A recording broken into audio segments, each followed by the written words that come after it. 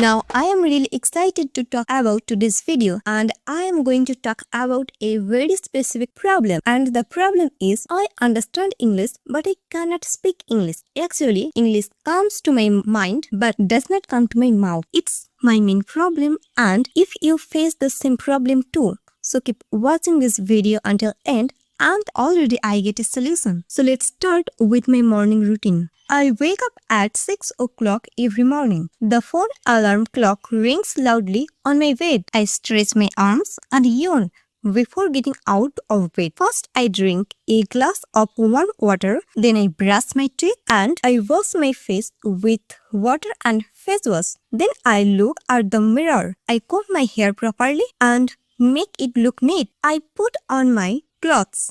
I make my bed before leaving the room. Then I go to the kitchen and I make tea and drink tea with biscuits, and I complete my breakfast. After breakfast, I wash my dishes and cup. And I eat breakfast while listening English podcast on my phone. After that, I practice English and listening, speaking, and also writing. After practicing English, I put on my favorite clothes and I pack my lunch in a small container, and I leave my house at 9 a.m. I walk to the bus stop near my house. I wait for a minute on the bus. I listen to the English podcast, and it was my daily morning routine. Before I start the next topic, I want to tell you something important. Please don't compare myself to anyone. I think every English learner has a different journey. Some learner improve fast and some learner need more time, because fluency is not about a race, it's a habit. Next 87 days,